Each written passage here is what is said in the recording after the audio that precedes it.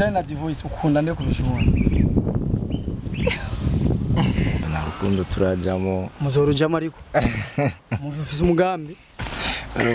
Muzorujamo. Ati ntago muraja muzorujamo. Uyu ngea na kunyongea nini? Burya mu bundi buzima. Ntibigeraho umuntu muba mukundanya arengego akavuga ati giye kwera ubuzima bw'abasani ngoma ndabuvera.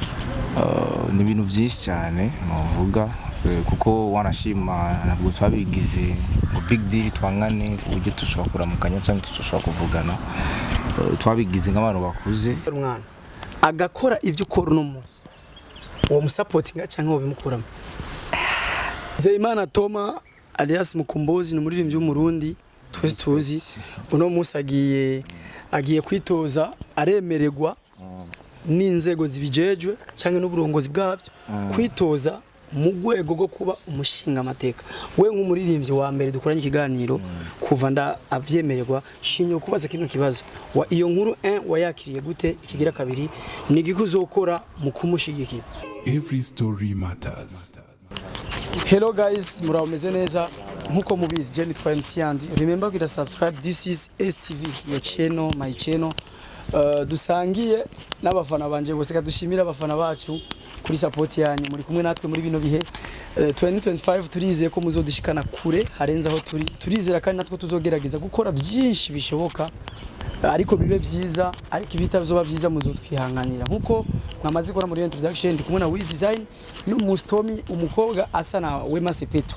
Hari utu video twagiye turasikira cyane ndibaza mwaratubonye ariko benshi bagashika kumenya mbega n'umukunzi we mushasha na cyane ko benshi barazi ko Wiz Design asanzwe afite umukunzi ariko je mpari kugira ngo ndakubarize cyangwa tumenye nivyo tuba tuzi ko ari byo cyangwa vyahindutse. Uyu mukobwa buba bakundana bivaye n'ivyo twagiye turabona cyangwa izo ni zimwe mu nsiguro bashobora kutubwira ndetse bakabishikiriza abafana babona cyane basanzwe babakurikirana kandi babakunda ariko inyuma y'ivyo mwibuke ko no mu maririmbyi bafise indirimbo nziza audio maze gusohoka na video ikiraza vuba so umushigikire link iri muri commentaire kugira ngo mushigikire indirimbo itwateamo naririmbye Wiz Design umuririmbyi wanyu mu Burundi umwe mu baririmbyi bamaze gukora byinshi bimeze fresh kandi bikomeye no mu hit maker abikwiriye ugomba kuvugana nabo byinshi bigiye bitandukanye. Wiz guterera umeze fresh muzi fresh kabisa. Uri kumwe n'umwigeme imbere ko tumumenya turashaka tumenye asiguye iki kuri wewe ninde kuri Wiz Design. Icyo ruvuga mugenzi wanje aba arashaka kubibwira mukabumenya mabujani sawa rafiki yangu uguwe neza mwitwa bande amazina nyakuri ama AKA amazina yanje nyakuri nitwa Ashura ayo benshi bazi ni Ashley ndumukinyi wa filme maze gukina filme zitandukanye n'abasani batandukanye. Wewe na Divoice hagati yanyu hari iki havuga biki? Je na Divoice ni turabajama nkuko turi abajama na Wiz. Rafiki wawe na Divoice wapi na wapi? N'umugenzi. Nacho Wiz Design na Divoice ukunda nde kurusha ubundi? Wiz n'umusani wacu wo mu Burundi ndamukunda. Amana Divoice nayo ndamufana kwa n'umusani wo muri Tanzania. Ninde yakudiraze neza kurusha abandi? Kurusha ubundi. Wiz niwe yakudiraze neza. Sasa mufate neza nibisanzwe.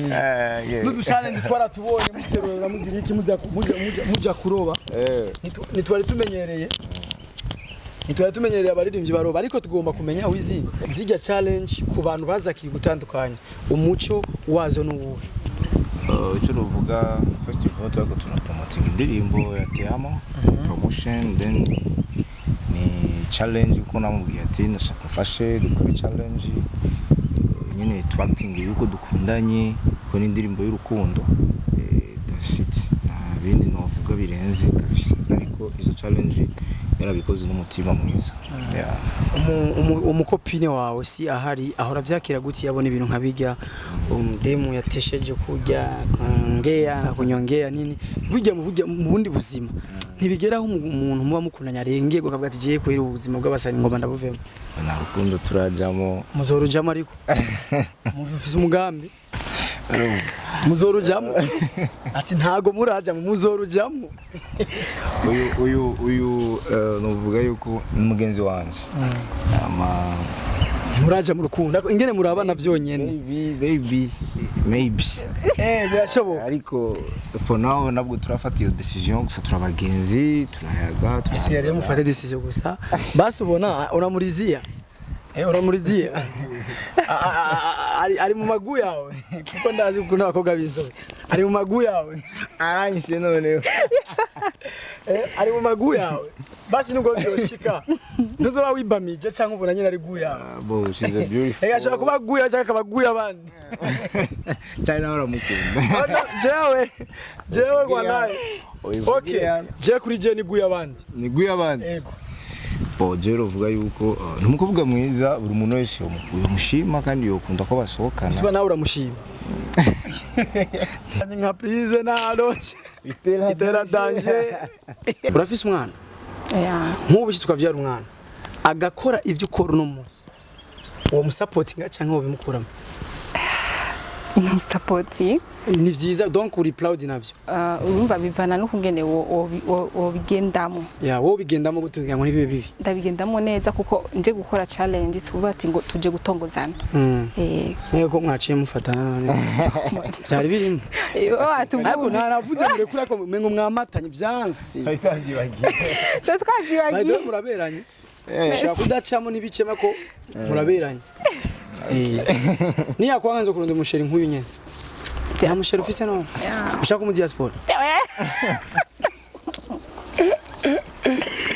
ariko mu bundi buzima wizi umuziki uragoye wara uheruka gutandukana n'uwahora ari akurongoye mu muziki canke yari nk'umusponsor wawe yaranasanzwe cyane ko yarahagarariye ibikorwa byawe mufise ko mwakorana ariko twarabonye jo hahise ikete rivyerekana rivuye mu burongozi igananiye African Badman bavuga ati burashira bako n'umukono turavyumva no ku radio baravuga neza ko mwatandukanye kandi haheze igihe ariko washimye kubivuga ku munsi wejo ni igiki mwoba mwarapfuye cyangwa nibiki mutahurije ko vyaje gutuma mutandukana na cyane umwanya n'ibiyago twayaze nta na kimwe nabona biko biragenda nkuko twabivuganye biba ngombwa yuko umuntu mubwiza ukuri ati burya ndiko ndabona ibyo twari gukora cyangwa ibyo twari novuga twisunze before yuko tuvyinjiramo bino ntabwo biko biragenda nkuko tubishaka cyangwa na communication iri kwiragenda nkuko byari bikwiye urumva hari ikintu tucabaye ciminduka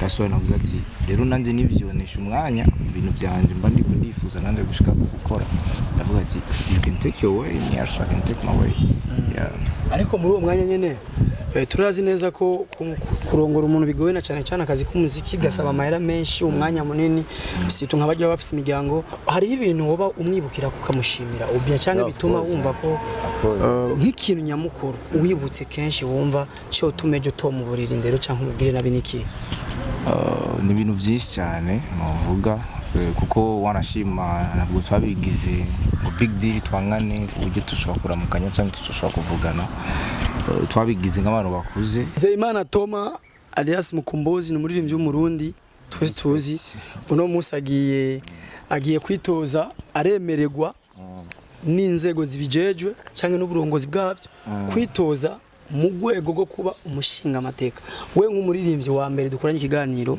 kuva nda avyemererwa shinyo kubaza kino kibazo wa iyo nkuru wayakiriye gute ikigira kabiri ni gikuzokora mu kumushigikira jewe novuga yuko kuko aradukeneye natwe kugira tumutere intege jecho novuga d'abord genda bibona navuga ati ni vyiza kubona muri entertainment yacu hava umuntu ashika mu burongozi bw'igihugu canke mu burongozi bwo tuhesha cyubahiro basi bavuga ati hajya muri bajya abantu bagira imiziki arimo n'abantu bafise mu muto canke abantu bakomeye bafise na vision za kandi arazi n'ibintu tuba dukeneye mu muziki undi muntu atoshobora kubimenya cyangwa undi muntu atoshobora kuvuga ati ibintu ntabwo yovyitaho nkuko uri mu muziki ndani. Rero icyo novuga nuko twe tuzomutera kumushigikira kuko nta kindi dufite tumuterera kubwira abakunzi bacu bamushigikire nabo nyene maze atera imbere kandi natwe yibuka ati turamukeneye mu muziki kugira afate ivyumviro byacu abishire muri leta.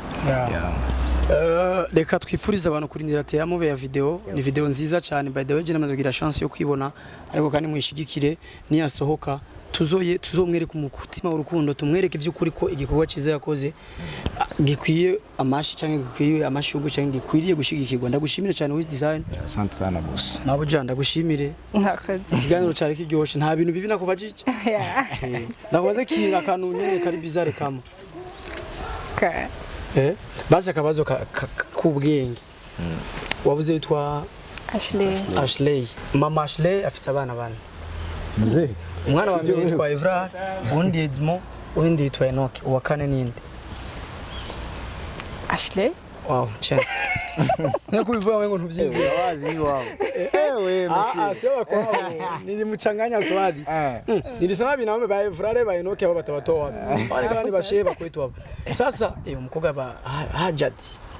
Assalamu alaikum.